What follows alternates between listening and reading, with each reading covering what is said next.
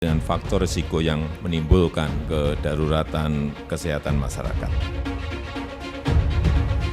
Kita tidak boleh gegabah dalam merumuskan strategi. Kita harus belajar dari pengalaman dari negara lain.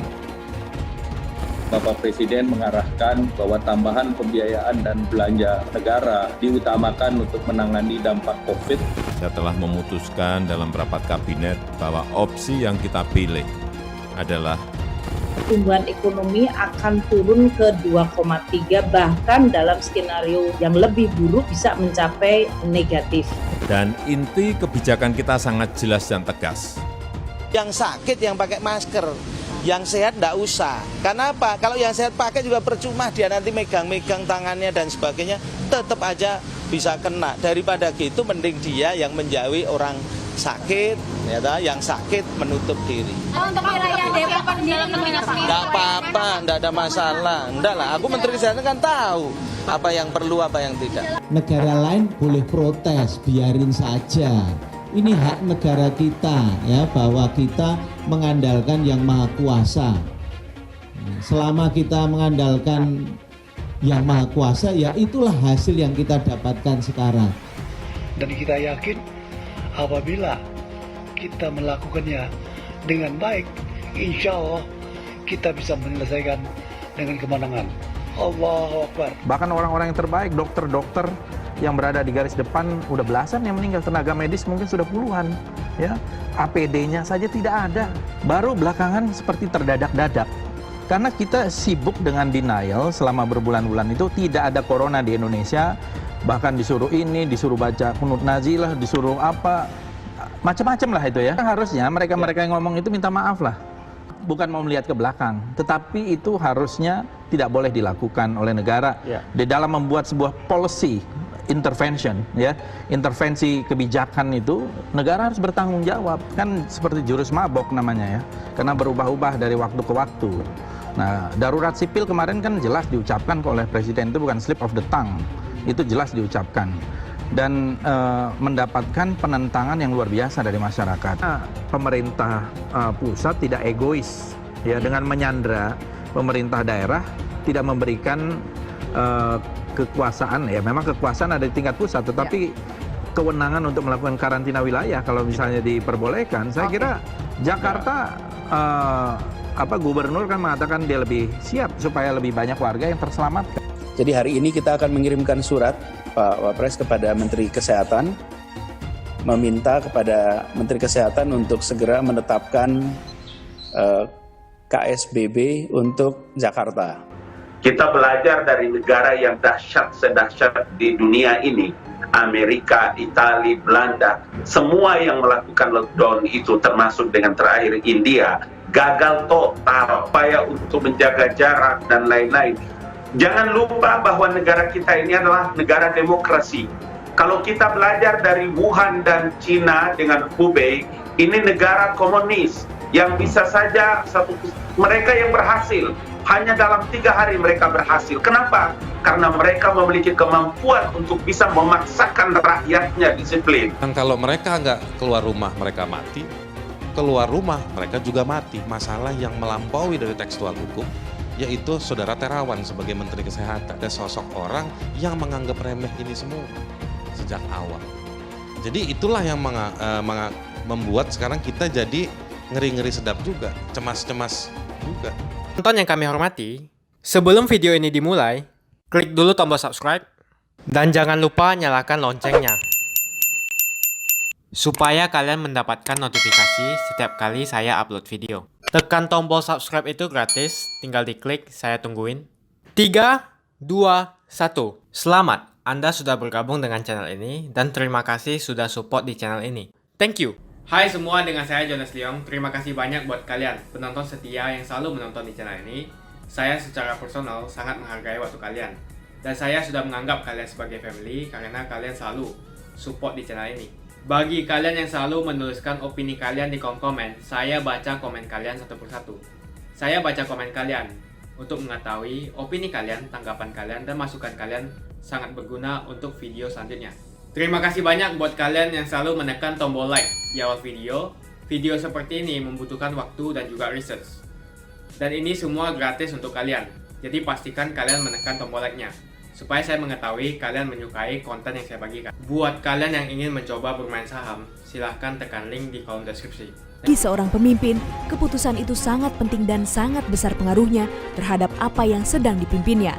Segala kebijakan harus difikirkan dengan cepat dan tepat agar tidak menimbulkan kekeliruan. Dalam kasus COVID-19 di Indonesia, ketika banyak masyarakat yang tertular, desakan pada pemerintah untuk melakukan lockdown pun datang dari berbagai pihak. Namun, sebagai Panglima tertinggi, Presiden Jokowi tidak ingin mengambil keputusan yang gegabah dan terburu-buru. Sebelum mengambil keputusan, Presiden Jokowi telah memahami dan belajar terlebih dahulu dari negara lain yang telah melakukan lockdown, sehingga ia pun tidak ingin menirunya begitu saja. Menurutnya, semua negara memiliki ciri khas masing-masing, baik itu luas wilayah, jumlah penduduk, kedisiplinan, kondisi geografis karakter dan budaya, perekonomian masyarakatnya, kemampuan fiskalnya, dan lain-lain. Kita harus belajar dari pengalaman dari negara lain, tetapi kita tidak bisa menirunya begitu saja. Sebab semua negara memiliki ciri khas masing-masing, baik itu luas wilayah, jumlah penduduk, kedisiplinan, kondisi geografis, karakter dan budaya, perekonomian masyarakatnya, kemampuan fiskalnya, dan lain-lain. Dan karena alasan itulah, Presiden Jokowi mengatakan jika dirinya tidak boleh gegabah dalam merumuskan strategi. Semuanya harus dihitung dan dikalkulasi dengan cermat, sehingga inti dari kebijakan itu akan sangat jelas dan tegas. Oleh karena itu, kita tidak boleh gegabah dalam merumuskan strategi. Semuanya harus dihitung, semuanya harus dikalkulasi dengan cermat, dan inti kebijakan kita sangat jelas dan tegas. Bercermin dengan apa yang terjadi di India dan Italia yang telah terlebih dahulu melakukan lockdown, terlihat jelas kekacauan yang terjadi di negara tersebut. Sebab ribuan rakyat menengah ke bawah kesulitan mendapatkan penghasilan untuk menunjang kehidupannya. Penerapan sistem lockdown memang solusi ideal. Tapi jangan lupa, kita tidak hanya bicara soal virus. Ada faktor manusia, perilaku, budaya dan sosial yang ikut terdampak. Sehingga yang menjadi keputusan adalah pembatasan sosial berskala besar atau PSBB. Selain itu, Presiden Jokowi juga telah menetapkan status kedaruratan kesehatan dan menggelontorkan anggaran sebesar 405,1 triliun rupiah melalui APBN 2020 untuk mengatasi COVID-19. Pemerintah telah menetapkan COVID-19 sebagai jenis penyakit dengan faktor risiko yang menimbulkan kedaruratan kesehatan masyarakat. Dan oleh karenanya, pemerintah menetapkan status kedaruratan kesehatan masyarakat. Saya telah memutuskan dalam rapat kabinet bahwa opsi yang kita pilih adalah pembatasan sosial berskala besar atau PSBB.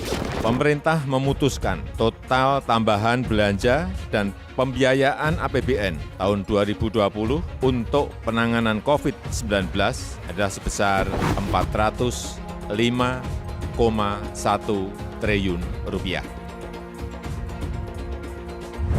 Di mana anggaran tersebut akan digunakan untuk dana kesehatan, jaringan pengamanan sosial atau social safety net, serta untuk insentif perpajakan dan stimulus kredit usaha rakyat, termasuk yang dialokasikan untuk pembiayaan program pemulihan ekonomi nasional.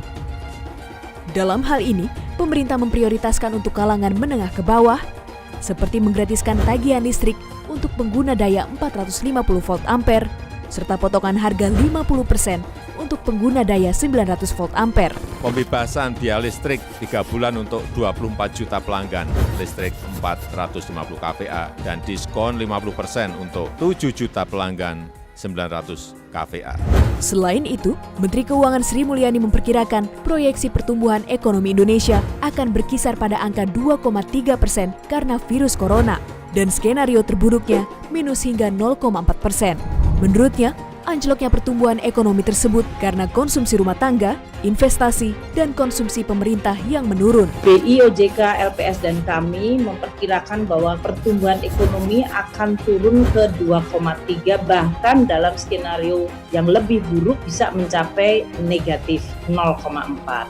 Namun Menteri yang akrab disapa Ibu Ani ini mengaku sudah mempersiapkan skenario dari yang buruk sampai yang terburuk bersama BI dan OJK. Langkah ini menurutnya disiapkan agar siap menghadapi berbagai kemungkinan dan implikasi sosial serta keuangan. Sehingga menurut bendahara negara tersebut, untuk mencegah krisis, maka pemerintah mengambil langkah kerja di rumah, jaga jarak, dan meningkatkan sektor kesehatan publik. Saya kemudian akan menyampaikan asesmen dari sisi dampak ekonomi ini, menyebabkan kami di KSSK harus meningkatkan respons kita untuk bisa membuat pemerintah lebih siap di dalam menghadapi COVID ini, maka perlu disiapkan.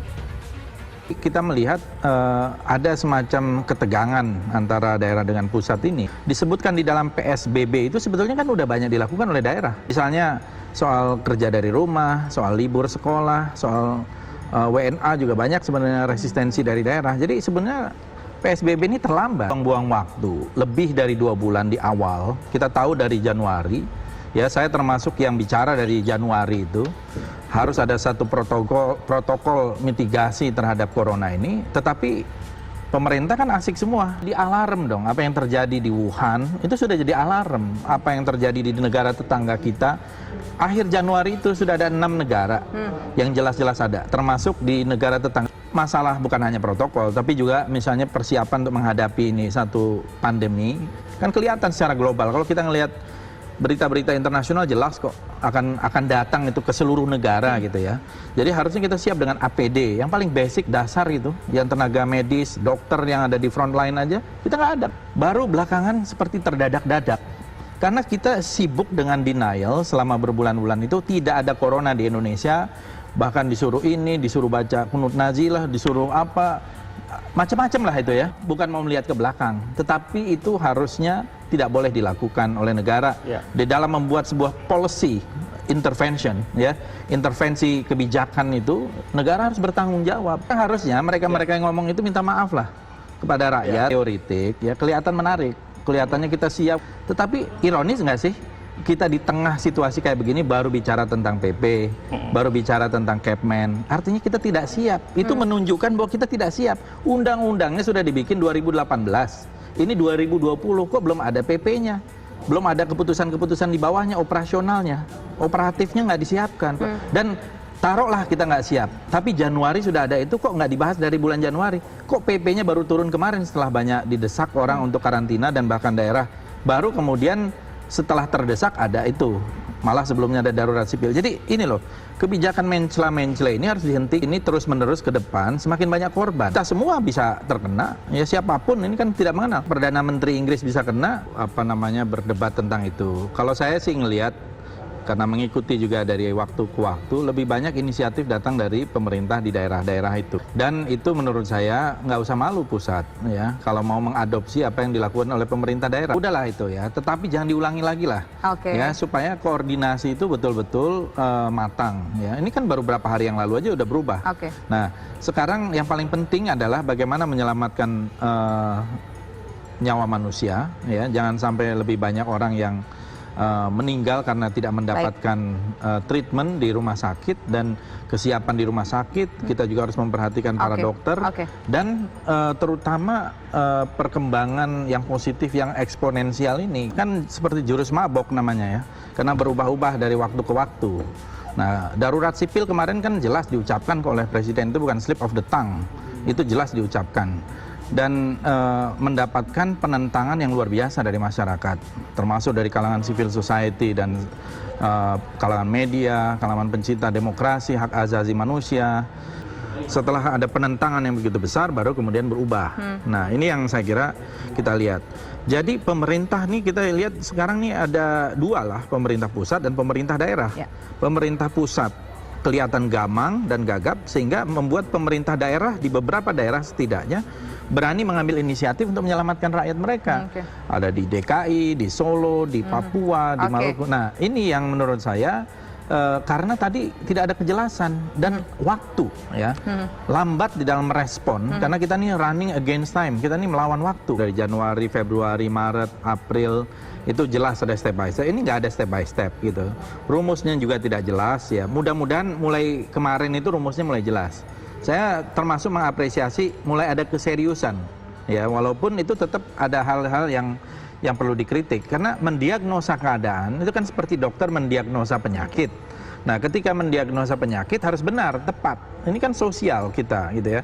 Kemudian sebelum bicara kepada treatment, dia mendiagnosa, kemudian dikasih obat, ya. Resep juga harus benar. Nah, resep pemerintah selama ini kan tidak jalan. Ya.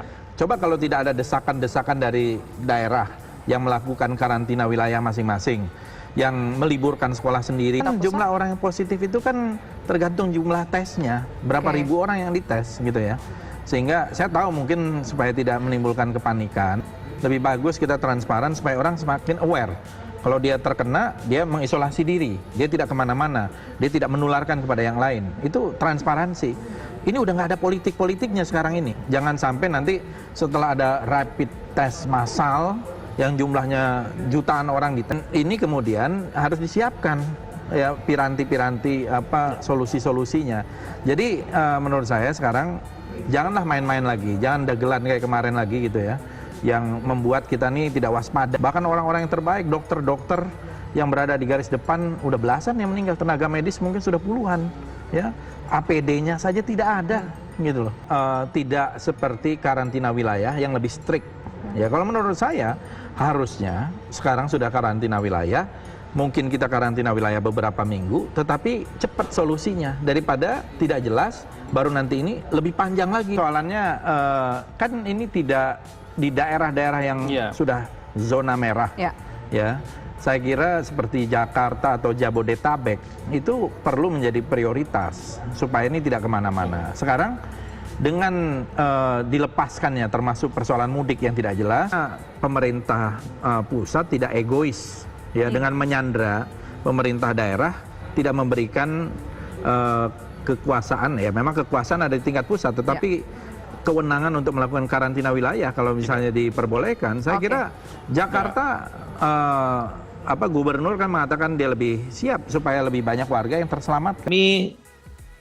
Sekarang ini harmonisasi antar kementerian lembaga dalam membuat kriteria untuk tata cara penetapan PSBB, kemudian tadi sudah pembentukan tim mengenai PSBB, kemudian yang ketiga adalah penetapan PSBB itu. Sekarang masih harmonisasi mengenai kriterianya supaya dari antar kementerian supaya segala aspek yang akan ditentukan di dalam kriteria tersebut mengenai bagaimana mengenai fasilitas umum, bagaimana mengenai sekolah, bagaimana mengenai kebutuhan dasar dan sebagainya bisa dipertimbangkan dan bisa ditentukan secara komprehensif. Penyebaran kasus COVID di Jabodetabek. Kemudian yang kami butuhkan, Mbak, kalau terkait dengan pemerintah pusat, pertama adalah mensegerakan untuk mendapatkan status agar kita bisa mengeluarkan peraturan. Kemudian yang kedua, kita mengharapkan agar program-program bantuan yang tadi dibahas bersama dalam ratas itu bisa segera dieksekusi. Kita dalam catatan kita Pak Wapres ada 3,7 juta orang yang dalam posisi miskin dan rentan miskin.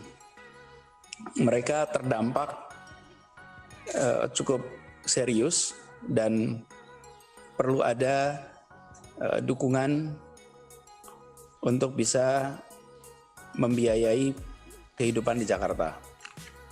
Terkait dengan pembatasannya, sebenarnya Pak Wapres selama 2 pekan terakhir ini kita sudah melakukan pembatasan sosial berskala besar.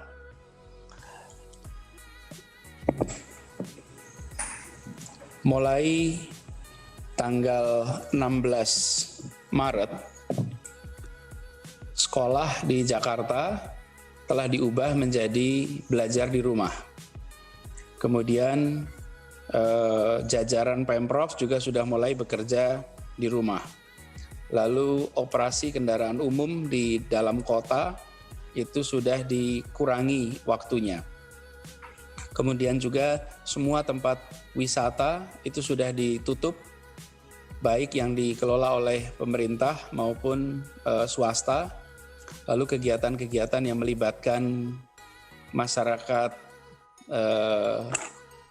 umum itu seperti Car Free Day itu juga kami tiadakan sampai kondisi terkendali.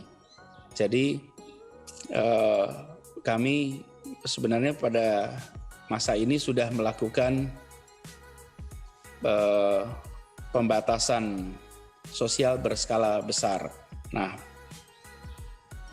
karena itulah mungkin kita ke depan akan bisa melakukan pengetatan lagi, Pak, dan juga dari sisi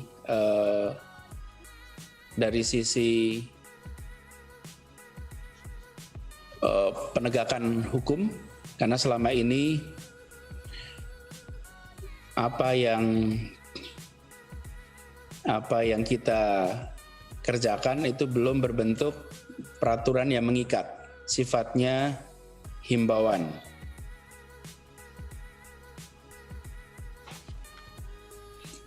Seperti misalnya kegiatan perkantoran, maka itu sifatnya himbauan, karena itu kan di luar kewenangan kita. Lalu pembatasan kegiatan-kegiatan berkumpul juga itu sifatnya himbauan, karena itu penegakannya masih sangat terbatas sekali.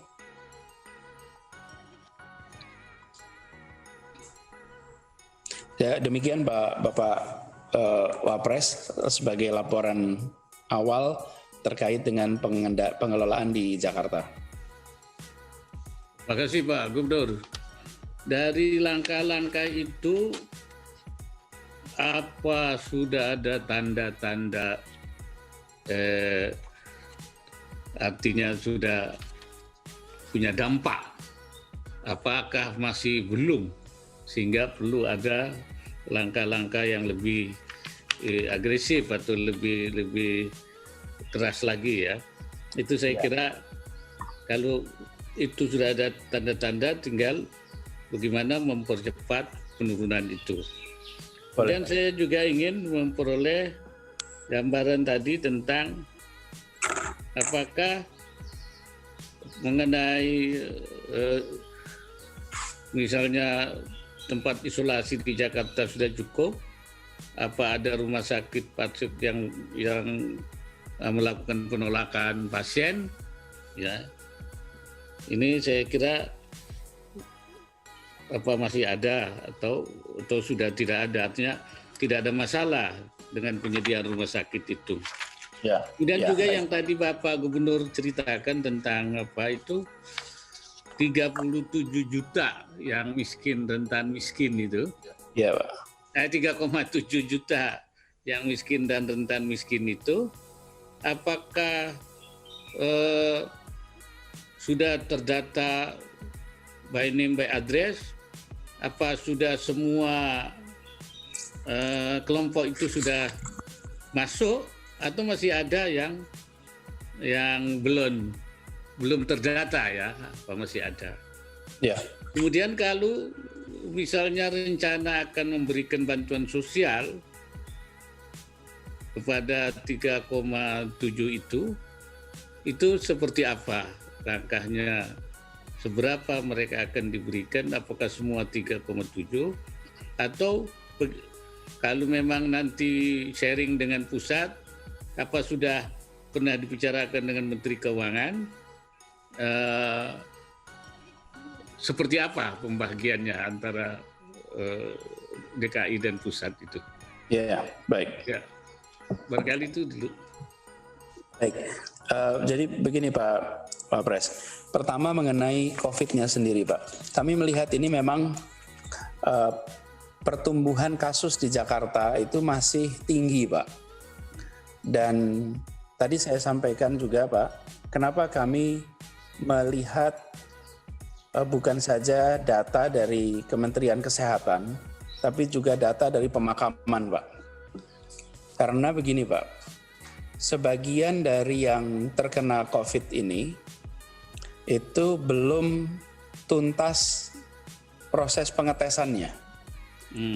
Karena belum tuntas, lalu meninggal, maka tidak bisa secara resmi disebut sebagai pasien COVID. Karena hasil tesnya belum keluar. Banyak kasus yang kami temukan sesudah dimakamkan, lalu hasil tesnya keluar. Nah, orang yang kasus-kasus seperti ini, itu semuanya dimakamkan dengan menggunakan prosedur pasien COVID, Pak, atau jenazah korban COVID. Pak Pres, saya akan tayangkan sebuah slide di sini, Pak. Ya, ya. Untuk dilihat. Berikutnya, satu lagi. Nah ini Pak, ini sampai dengan tanggal 29 Pak. Kalau Bapak lihat di situ Pak,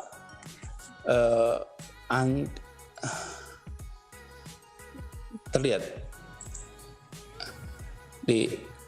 di sana Bapak, angkanya Pak makin hari makin meningkat.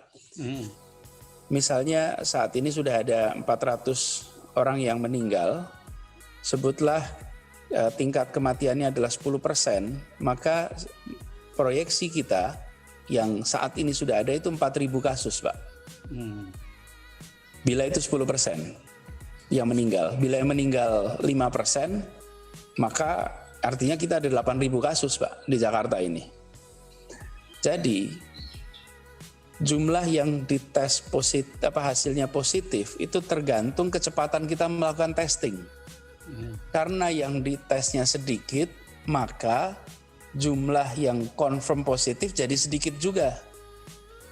Kalau yang ditesnya itu banyak dan orang-orang yang mungkin relevan dengan interaksi mereka yang confirm positif, mungkin kita akan menemukan angka lebih tinggi. Jadi Pak Wapres, pada saat ini di Jakarta kita belum menyaksikan kurva ini merata. Kurvanya masih meningkat, Pak. Ini agak mengkhawatirkan. Jadi kalau kita perhatikan masih meningkat terus. Bagaimana dengan rumah sakit? Saat ini ada 70 rumah sakit Pak yang menangani COVID. Yang rumah sakit rujukan ada 13. Nah, ada 1.300 pasien yang saat ini dirawat. Masih ada 707 yang sedang antri menunggu hasil labnya. Ada satu permintaan Pak yang mungkin perlu menjadi perhatian dari pemerintah, adalah rumah sakit ini 70 itu banyak adalah swasta. Mereka mengharapkan dukungan BPJS agar tidak ada keterlambatan di dalam pembayaran tagihan-tagihannya. Karena mereka harus bergerak cepat, mengelola cash flow-nya juga tidak mudah, dan yang harus ditangani jumlahnya banyak. Jadi memastikan bahwa tidak ada keterlambatan pembayaran jadi penting sekali Pak, supaya mereka tetap mau menerima kasus COVID ini. Nah, secara umum rumah sakit itu berkewajiban untuk menerima kasus COVID, dan selama ini juga ditangani. Dan kita respon cepat Pak kalau ada masalah-masalah terkait itu. Kemudian yang kedua terkait dengan bantuan sosial. Maaf saya teruskan sedikit Pak. Ya. Terkait dengan ini, terkait dengan penanganan ini, perlu sekali Pak di Jakarta ini adalah dukungan untuk kecepatan melakukan testing. supaya kita bisa mendeteksi lebih awal orang-orang yang terpapar. Banyak dari kasus itu terlambat tahunya, terlambat penanganannya, akibatnya fatal, atau kita terlambat mendeteksi sehingga dia sudah menularkan kepada yang lainnya. Jadi terkait dengan itu ada satu soal BPJS, yang kedua soal dukungan untuk bisa meningkatkan kemampuan testing. Kemudian terkait dengan bantuan sosial, Pak Wapres, kita perlu waktu untuk mengidentifikasi kelompok rentan miskin. Kalau masyarakat miskin di Jakarta itu jumlahnya ada 1,1 juta, mereka sudah teridentifikasi by name by address di Jakarta ini, karena mereka selama ini dapat bantuan dari kita. Tetapi kelompok rentan miskin ini adalah kelompok yang memang selama ini tidak mendapatkan bantuan langsung, Pak. Mereka ini misalnya pengemudi ojek atau pedagang bakso, pedagang-pedagang kaki lima. Mereka selama ini memiliki pendapatan, tapi begitu ekonomi mengalami kontraksi, mereka langsung kehilangan pendapatan. Nah, inilah yang saat ini sedang dikumpulkan datanya, Pak, untuk nanti bisa mendapatkan bantuan dari pemerintah. Pembicaraan terakhir dengan Menteri Sosial, tim DKI dan tim Kemensos mensepakati untuk memberikan dukungan di angka 1 juta rupiah per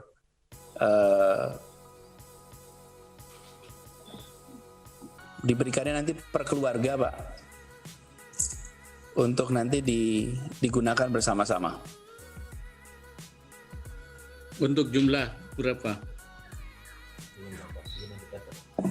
Untuk jumlah berapa yang pusat ikut partisipasi?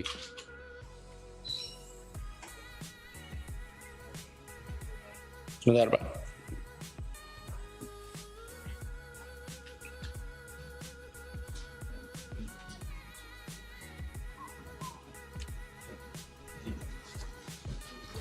Jadi nilai tepatnya ini, Pak, jumlah orangnya targetnya 2,6 juta, bantuannya 880.000, diberikan selama 2 bulan, bulan April dan Mei, sehingga nilai totalnya adalah 4,576 triliun.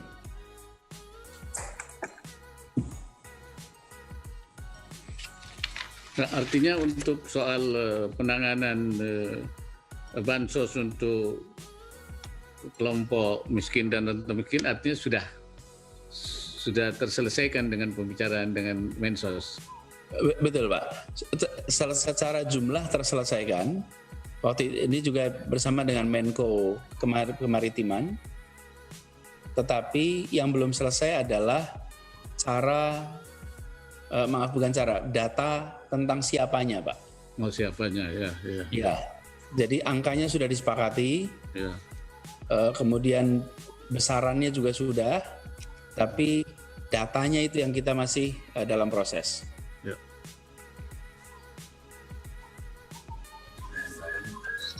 Baik, saya kira Pak Gubernur, ya, terima kasih nih beberapa informasi. Kebijakan baru Presiden Joko Widodo dalam menghadapi merebaknya pandemi COVID-19 telah diputuskan, yaitu diterapkannya pembatasan sosial berskala besar yang didampingi dengan kebijakan darurat sipil. Physical distancing dilakukan lebih tegas, lebih disiplin, dan lebih efektif lagi. Dalam hal ini, Presiden Joko Widodo meminta pada jajarannya segera menyiapkan payung hukum untuk menjalankan pembatasan sosial skala besar sebagai pegangan bagi pemerintah daerah. Dan kembali menegaskan, jika kebijakan karantina suatu wilayah dalam rangka pencegahan virus corona adalah wewenang pemerintah pusat. Oleh karena itu, pemerintah daerah tak bisa melakukan kebijakan tersebut. Dalam menjalankan kebijakan pembatasan sosial berskala besar, saya minta agar segera disiapkan aturan pelaksanaannya yang lebih jelas. Saya ingatkan kebijakan karantinaan kesehatan termasuk karantina wilayah adalah kewenangan pemerintah pusat, bukan kewenangan pemerintah daerah. Diketahui sebelumnya bahwa sejumlah daerah sudah memutuskan untuk melakukan karantina wilayah seperti Kota Tegal, Tasikmalaya, Makassar, Ciamis, serta Provinsi Papua. Akan tetapi, Presiden Jokowi tak menanggapi langsung kebijakan yang diambil oleh daerah-daerah tersebut. Kendati demikian, ia memerintahkan pada para menterinya untuk memastikan bahwa setiap kebijakan yang diambil pemerintah daerah dapat sejalan dengan kebijakan di pusat.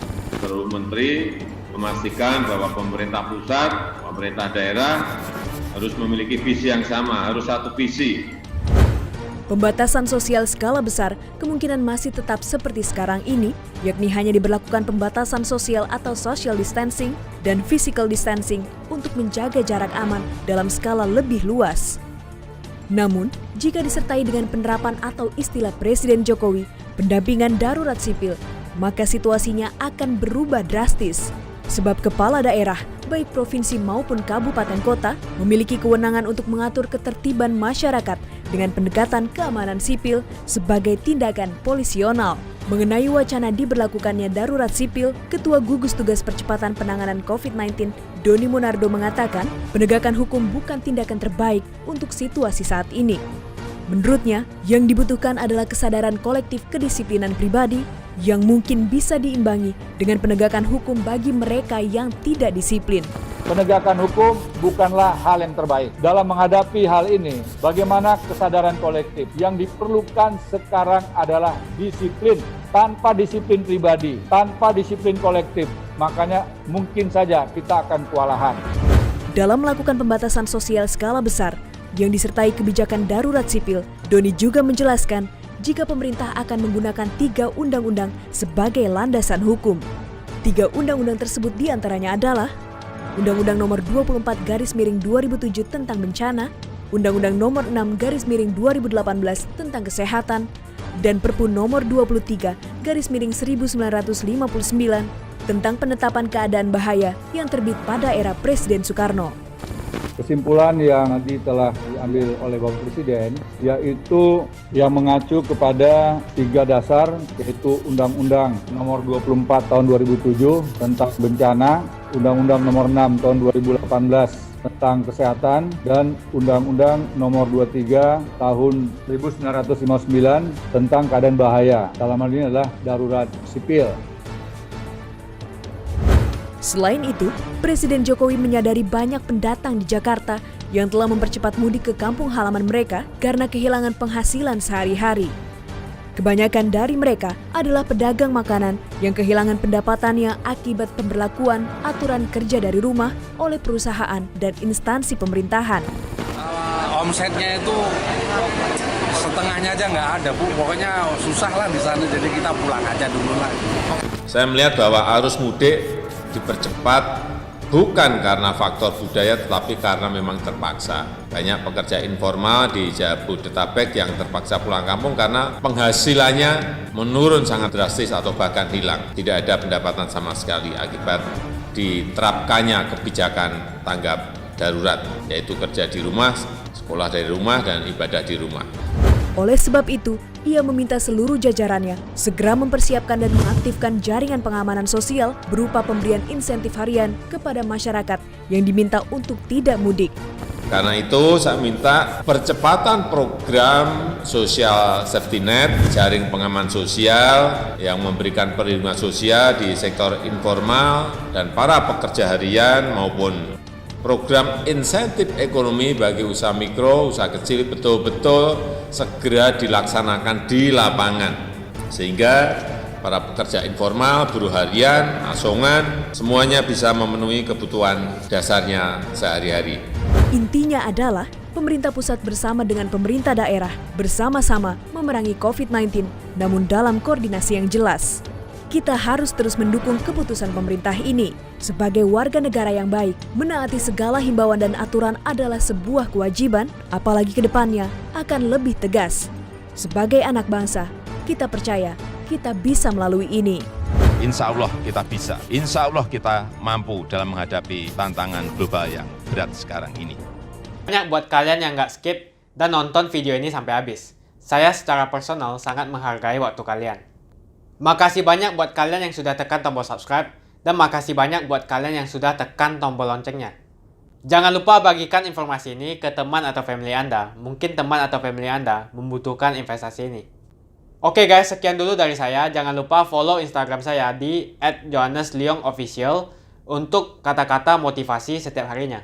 Bagi kalian yang termotivasi nonton video ini, ayo like video ini dan subscribe di channel ini. Dan buat kalian yang sudah subscribe di channel ini, jangan lupa tekan tombol loncengnya supaya kalian mendapatkan notifikasi setiap kali saya upload video.